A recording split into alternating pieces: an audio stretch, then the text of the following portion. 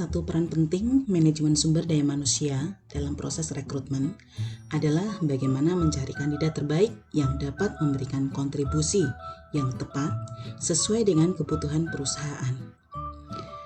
Setelah HRD memiliki MPP atau Manpower Planning, maka tahap selanjutnya yang akan dilakukan adalah membuka lowongan kerja, baik secara internal maupun eksternal. Ketepatan iklan lowongan kerja akan memberikan dampak pada seberapa banyak calon karyawan potensial akan mendaftar. Oleh karena itu, apabila ada banyak karyawan potensial yang mendaftar, bisa dibayangkan di divisi HRD mungkin akan dipenuhi dengan ratusan dokumen CV yang harus direview. Proses review ini disebut dengan screening. Mengapa screening penting bagi perusahaan? Screening dilakukan untuk menjamin perusahaan agar mendapatkan karyawan yang benar-benar sesuai dengan yang dibutuhkan. Untuk memajukan perusahaan, maka perusahaan membutuhkan kandidat yang berkualitas. Sehingga melalui proses screening yang tepat bisa diperoleh beberapa calon kandidat terbaik. Biasanya perusahaan juga memberikan beberapa batasan kualifikasi yang cukup tinggi. Ini dilakukan untuk membatasi kandidat yang melamar ke perusahaan. Semakin spesifik dan semakin banyak persyaratan, tentu saja kandidat yang melamar adalah kandidat yang memang sesuai dengan spesifikasi dan kualifikasi yang diperlukan. Oleh karena itu, ini akan membantu perusahaan mendapatkan profil karyawan yang lebih tepat dan lebih sesuai. Persyaratan yang tidak terlalu ketat biasanya akan berdampak buruk karena menyisakan banyak kandidat yang mungkin tidak sesuai dengan kebutuhan perusahaan. Dan ada banyak kandidat yang kualifikasinya pun jauh dari kualitas yang diharapkan. Namun karena kebutuhan yang cepat, seringkali dari beberapa kandidat yang memang tidak sesuai ini akhirnya dipaksakan untuk mengisi posisi yang sedang kosong dan sedang urgent untuk diisi. Screening menjadi satu tahapan perekrutan yang dilakukan oleh divisi HRD. Sebuah proses yang memerlukan kompetensi khusus dalam pengelolaan sumber daya manusia. Karena perlu mengevaluasi secara komprehensif kompetensi maupun potensi dari kandidat yang melamar. Perekrutan karyawan yang gegabah dan kurang tepat tentu saja akan menurunkan produktivitas perusahaan, tapi dalam jangka panjang juga memberikan kerugian yang lebih besar bagi perusahaan. Manfaat yang kedua, screening bisa membantu perusahaan mempekerjakan calon karyawan yang tidak bermasalah ataupun memiliki catatan buruk. Screening sebagai proses penyaringan terhadap banyak pelamar akan menyisakan beberapa kandidat terbaik yang akan mengikuti tahapan dan proses selanjutnya. Salah satu proses yang paling utama dalam screening adalah proses shortlisting dokumen lamaran. Ada beberapa metode dalam tahap shortlisting ini yang biasanya dilakukan oleh HRD, mulai dari pemeriksaan surat lamaran, pemeriksaan resume atau CV, pemeriksaan referensi, penelusuran track record di perusahaan sebelumnya, penelusuran jejak digital maupun media sosial, sampai pada beberapa proses percakapan per telepon sebagai wawancara pendahuluan. Dan banyak perusahaan yang menggunakan lebih dari satu metode yang disebutkan tadi. Pada proses ini HRD tidak hanya memilih berdasarkan kelengkapan persyaratan dasar dan kualifikasi tambahan yang dimiliki calon karyawan, tapi juga melakukan verifikasi terhadap berbagai informasi yang dicantumkan maupun yang tidak dicantumkan. Mengetahui rekam jejak kandidat yang tidak tertulis di resume juga penting. Misalnya, mengapa kandidat resign atau diberhentikan dari perusahaan sebelumnya. Jika alasan itu terkait dengan attitude, maka HRD dapat mempertimbangkan untuk memasukkan namanya dalam shortlist meskipun CV kandidat terlihat mengagumkan.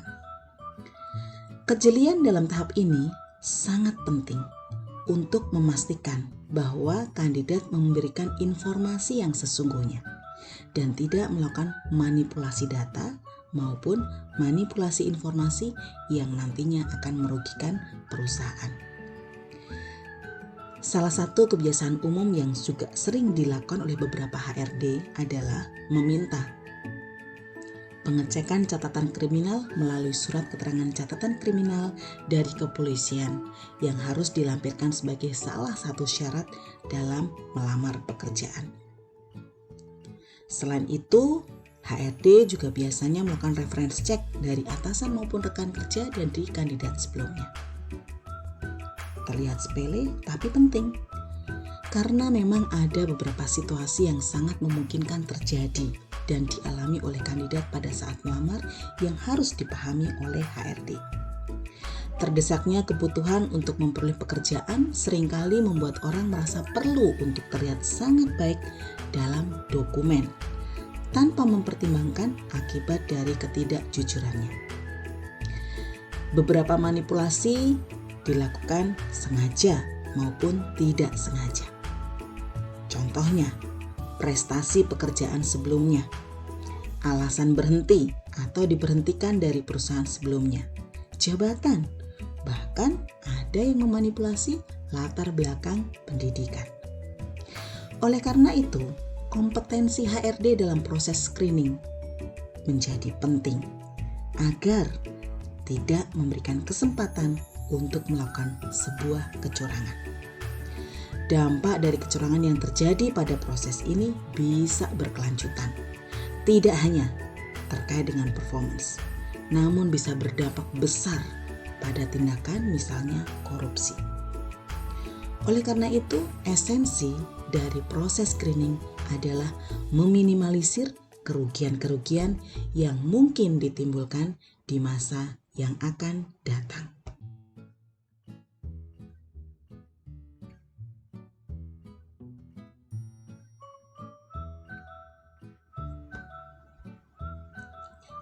Screening akan memberikan banyak manfaat penting bagi perusahaan jika dilakukan secara efektif dan efisien. Manajemen akan memperoleh manfaat dari screening ini, yaitu dalam mengambil keputusan.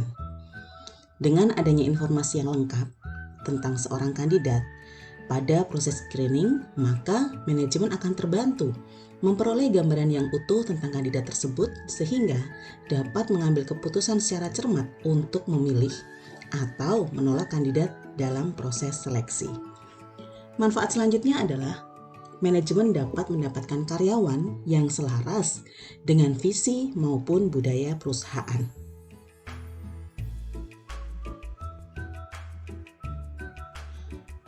Prestasi, skill, dan pengalaman merupakan indikator yang penting bagi seorang kandidat sehingga dapat melakukan job description pada saat dia di-hire dengan lebih baik. Namun, kesesuaian visi dan budaya perusahaan juga merupakan sebuah faktor penting yang tidak bisa diabaikan. Untuk bisa membangun tim yang loyalitas sehingga dapat mendukung kinerja perusahaan, maka diperlukan kandidat yang sejalan dengan visi maupun budaya perusahaan. Oleh karena itu, screening yang tepat akan mampu memeriksa kesesuaian karakter kandidat dengan visi dan budaya perusahaan. Manfaat selanjutnya adalah manajemen dapat menjaga bahkan memperoleh karyawan yang bisa meningkatkan reputasi perusahaan. Salah satu indikator seorang kandidat berkualitas dan layak untuk diterima adalah ketika mereka diprediksi dapat memiliki potensi loyalitas dan juga engagement yang tinggi terhadap perusahaan. Karyawan yang loyal dan engage dengan perusahaan tidak hanya akan dapat bekerja dengan baik, memberikan kinerja yang baik, namun biasanya juga akan turut menjaga nama baik perusahaan. Sebaliknya, karyawan yang tidak memiliki value loyalitas dan engagement yang tinggi, biasanya justru bukan berkinerja dengan baik, namun justru akan merongrong perusahaan dengan berbagai tindakan yang tidak tepat. Salah satu contohnya yang sekarang sering terjadi adalah menjelek-jelekan perusahaan di media sosial, di rekan kerja, atau di perusahaan lainnya. Manfaat selanjutnya adalah manajemen dapat melakukan optimalisasi anggaran sehingga dapat menghindari kerugian. Screening yang tajam dan tepat akan mempercepat proses rekrutmen yang dilakukan, sehingga memperoleh karyawan dengan kualitas, kesesuaian visi, dan juga budaya perusahaan.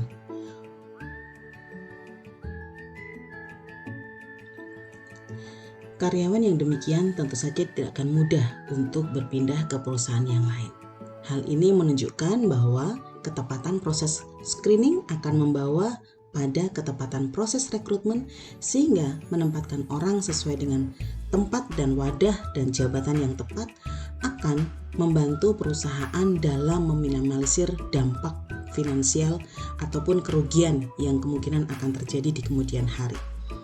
Screening kandidat yang salah biasanya akan membuat karyawan tidak bisa melakukan pekerjaannya dengan baik sehingga tentu saja kinerjanya akan menurun. Kinerja karyawan yang menurun akan memberikan dampak pada penurunan kinerja perusahaan. Selain itu, secara finansial, perusahaan juga akan mengalami kerugian kalau misalnya perusahaan sedang mau merekrut seorang sales yang ternyata kompetensinya tidak sesuai dan tidak tepat, dia tidak akan bisa memenuhi target yang sudah ditetapkan.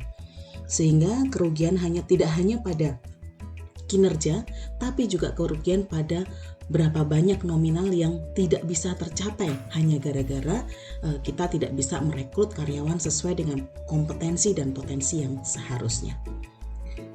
Perlu disadari juga bahwa proses rekrutmen itu akan memberikan dampak branding bagi perusahaan. Proses rekrutmen yang tepat, yang singkat, akan memberikan pengalaman positif bagi para pelamar dan akan membangun kesan yang baik terhadap employer brand perusahaan.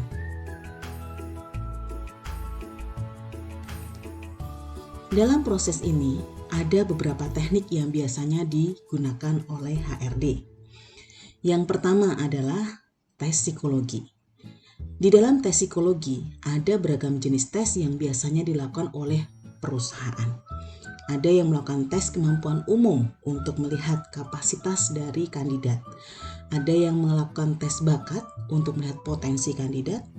Ada yang melakukan tes kepribadian untuk melihat kesesuaian karakter kandidat. Dan juga ada yang melihat sikap kerja melalui tes sikap kerja. Tes psikologi akan memberikan gambaran kandidat yang tidak tertulis pada surat lamaran yang mereka susun dan juga pada CV yang diberikan. Teknik yang lainnya adalah melakukan reference checks. Reference checks bisa dilakukan kepada universitas, atasan terdahulu, rekan kerja terdahulu, maupun melalui rekam jejak digital.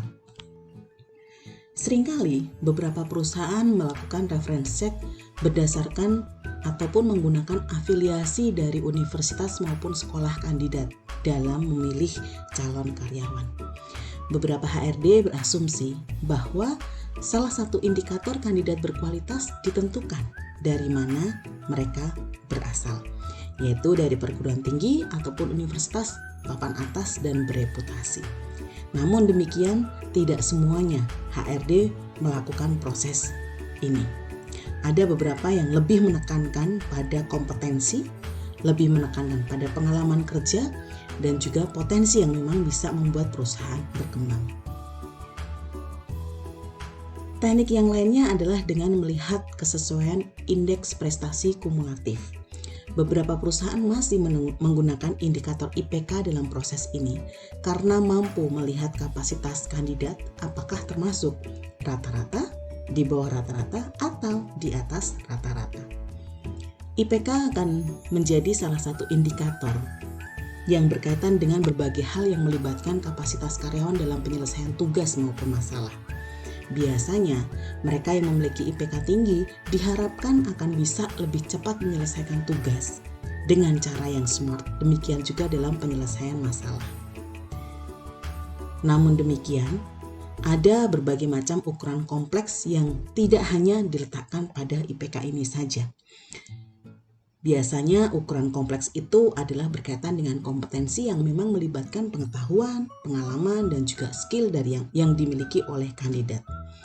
IPK yang tinggi akan dianggap berkualitas ketika mampu membuktikan dengan pengalaman yang produktif peningkatan skill yang membedakan dirinya dengan orang lain. Beberapa perusahaan saat ini juga melakukan tes kesehatan. Hal ini dilakukan untuk melihat karena ada beberapa masalah kesehatan yang pasti akan berpengaruh pada kinerja karyawan. Hal ini juga diberlakukan bagi beberapa perusahaan yang memang posisi atau jabatan yang ditawarkan itu membutuhkan kondisi kesehatan yang prima. Misalnya untuk pekerjaan-pekerjaan di lapangan ataupun pekerjaan-pekerjaan yang beresiko. Masalah kesehatan seringkali juga menjadi salah satu pertimbangan karena berdampak pada seringnya karyawan melakukan absensi kehadiran, izin sakit, cuti yang tentu saja akan mempengaruhi bagaimana karyawan tersebut memiliki kinerja di perusahaan. Setelah mengetahui ragam manfaat proses screening, apa saja sih yang perlu dilakukan pada saat menjalankan proses ini, terutama ketika kita sebagai HRD ingin mereview sekian banyaknya CV yang ada di meja kita. Langkah yang pertama yang perlu diperhatikan adalah pemenuhan basic requirements. Perlu diingat bahwa ada beberapa perusahaan yang memiliki HRD yang menetapkan basic requirements itu secara teknis. Kandidat harus memenuhi beberapa persyaratan administratif, misalnya subjek email dengan format tertentu, penamaan file, CV yang tidak boleh lebih dari sekian halaman, pas foto dengan menggunakan background warna tertentu, dan lain sebagainya. Beberapa persyaratan ini juga memerlukan kelengkapan dokumen, misalnya seperti ijazah, transkrip nilai, sertifikat, surat SKCK, dan sebagainya. Mungkin beberapa basic requirements ini terlihat sepele, namun di balik ketentuan ini HRD juga bisa melihat bahwa proses ini merupakan sebuah proses yang mendasar dan sangat penting untuk diperhatikan. Kandidat yang mau dan mampu memenuhi seluruh basic requirements menandakan bahwa kandidat termasuk orang yang teliti, perhatian terhadap detail, dan mematuhi aturan administratif yang ditetapkan. Kualitas diri yang demikian akan membawa dampak positif bagi perusahaan. Setelah melihat basic requirements, maka kita akan masuk ke langkah yang kedua, yaitu melihat CV yang memang memenuhi kriteria yang dibutuhkan. Untuk langkah yang kedua ini, HRD sebaiknya memiliki kertas kerja berupa daftar kriteria kualifikasi yang memang dibutuhkan untuk jabatan tertentu yang harus dipenuhi oleh calon kandidat. Bentuknya bisa macam-macam. Bisa berupa form job description yang jabatannya itu biasanya di dalam form tersebut ada isian tentang jabatan, uraian jabatannya, tugas-tugas yang akan dilakukan, dan juga kualifikasi maupun kompetensi yang dibutuhkan. Bisa juga dengan form yang lainnya. Gambaran deskripsi pekerjaan maupun kriteria ini akan menjadi salah satu indikator yang dapat mempermudah HRD dalam mengevaluasi sekian banyaknya CV kandidat. Beberapa contoh kriteria yang bisa dijadikan sebagai acuan misalnya kelengkapan biodata. Biodata merupakan salah satu faktor yang sangat penting bagi sebuah perusahaan, terutama validitas dari biodata itu sendiri. Ada beragam permasalahan yang kemungkinan terjadi di kemudian hari yang harus dijaga oleh seorang HRD dari proses awal, yaitu bahwa kita memiliki data karyawan yang benar dan juga valid. Ini untuk bisa menghindari hal-hal yang mungkin tidak diinginkan di kemudian hari. Skill atau kompetensi yang dimiliki kandidat. Kriteria ini juga perlu untuk diperhatikan dan juga perlu menjadi salah satu database bagi HRD. Karena skill ataupun kompetensi yang dimiliki oleh para kandidat bisa saja belum sesuai dengan kriteria yang dibutuhkan saat ini. Namun ini bisa menjadi daftar dari kriteria kompetensi ataupun skill yang dibutuhkan untuk jabatan lain yang mungkin kita akan butuhkan di kemudian hari. Pengalaman kerja juga perlu untuk dilihat. Karena dengan pengalaman kerja yang dimiliki, maka kandidat akan diharapkan mampu memiliki pengalaman yang sesuai untuk menempati posisi yang akan diisi, sehingga untuk penyelesaian masalah-masalah serupa, kandidat sudah memiliki pengalaman yang bisa diterapkan. Informasi tambahan kandidat juga diperlukan.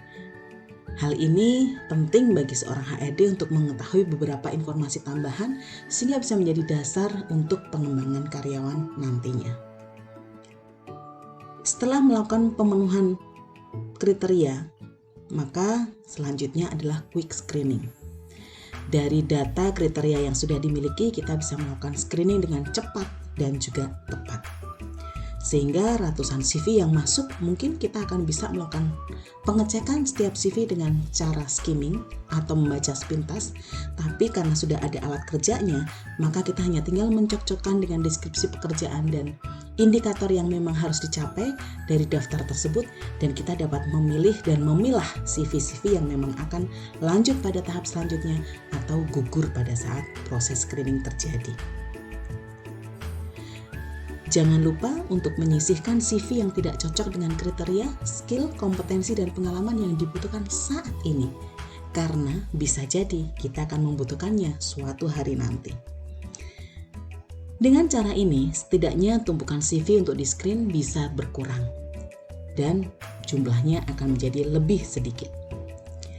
Jika ternyata ada 2 atau lebih kriteria yang tidak relevan dengan posisi yang akan diisi, maka kita bisa memindahkan CV tersebut untuk tidak dilanjutkan ke dalam proses selanjutnya. Screening CV biasanya akan meloloskan juga CV yang terlihat stand out. Beberapa HRD cukup memperhatikan tampilan CV yang menarik, rapi, terstruktur, memiliki tata bahasa yang baik, memiliki desain yang baik, singkat namun informatif, dan beberapa kriteria lainnya. Gambaran ini menjadi salah satu indikator yang dapat melihat karakter kandidat dalam mempersiapkan dirinya mengikuti proses seleksi.